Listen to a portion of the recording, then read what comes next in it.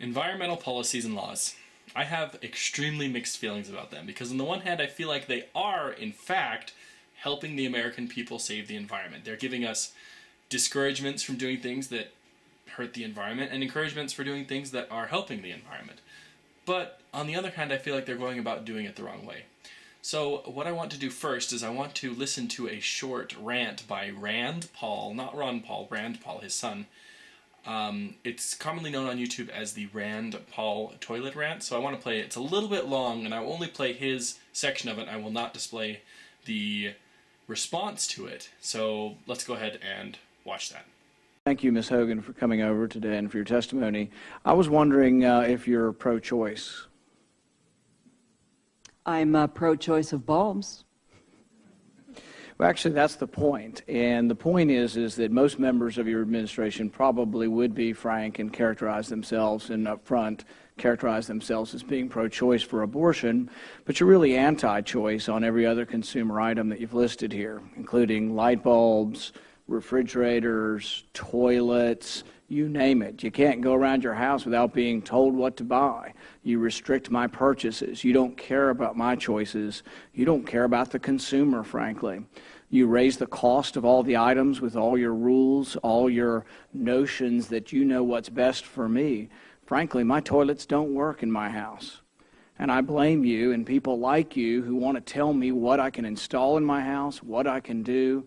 You restrict my choices. There is hypocrisy that goes on people who claim to believe in some choices but don't want to let the consumer decide what they can buy and install in their house. I find it insulting.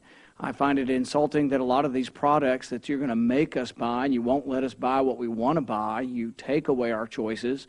These things you want us to buy are often made in foreign countries. You ship jobs overseas. The same thing that your administration claims to be in favor of, you're shipping our jobs overseas by saying we can't make these items here.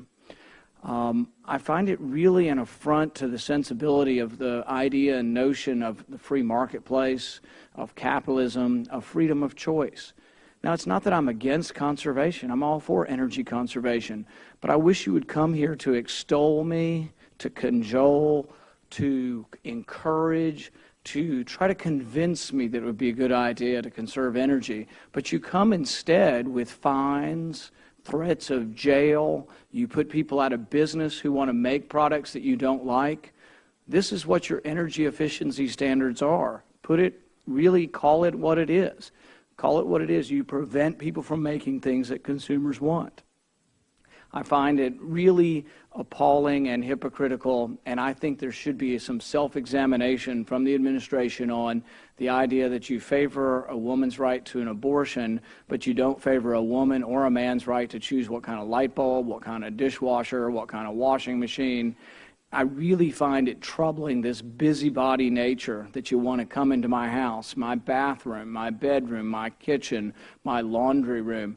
I just really find it insulting, and I find that all of the arguments for energy efficiency, you're exactly right, we should conserve energy. But why not do it in a voluntary way? Why not do it where you threaten to fine me or put me in jail if I don't accept your opinion? In America, we believe in trying to convince our neighbors, but not trying to convince them through the force of law, and I find this antithetical to the American way, and I'd appreciate your response.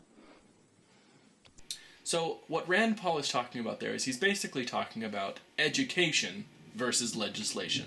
He's talking about how in our current system, legislation forces us to follow more environmentally friendly practices, whereas he would prefer more of an education system, where if you learn about something that's a little bit more environmentally friendly and then they cajole you or they inspire you or they encourage you to practice more environmentally friendly behaviors.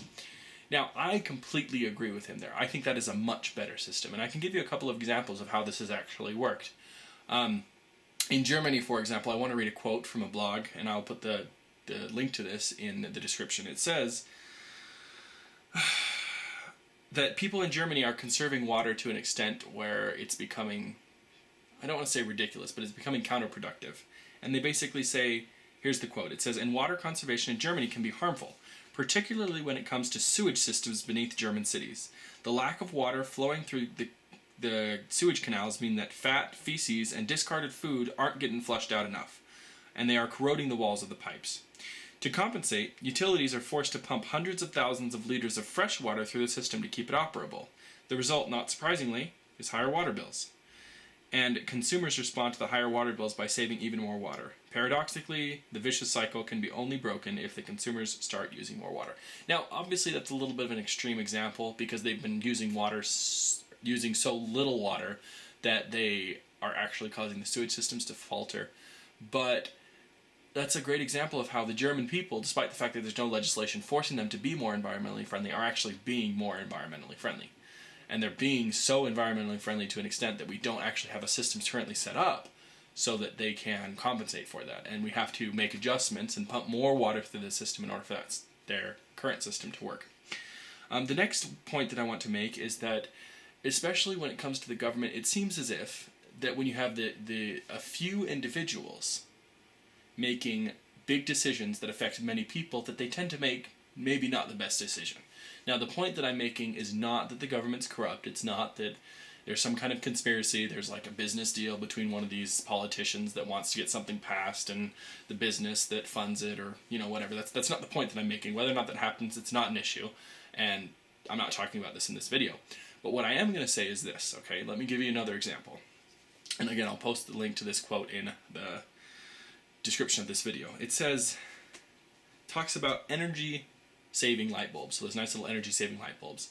And it says here that 80% of these bulbs are made in China, where safety standards are so lax that many workers suffer from mercury poisoning. In Germany, the bulbs are classified as special waste, and the poisonous substance they contain must be dumped in underground sites. Furthermore, the new bulbs don't even live up to their promises in energy efficiency either. When the magazine Ökotest tested an array of these bulbs, half of them didn't last longer than 6,000 hours, well below the European Union estimate. Indeed, it was found that the larger estimate applies only to continuous use. Switching the new bulbs on and off, it would seem, isn't good for them. And so you have these energy-saving bulbs, which you have to buy almost twice as much. Now, that would seem to me like the dangerous chemicals that you're putting into them would actually cause more harm to the environment than the additional energy that the normal bulbs use. So, for example, if you take these energy-efficient bulbs, you have to purchase them twice as much. It's more harmful to the environment than if you were to take normal bulbs and use them. Now, back on to the point that I was making before of education versus legislation.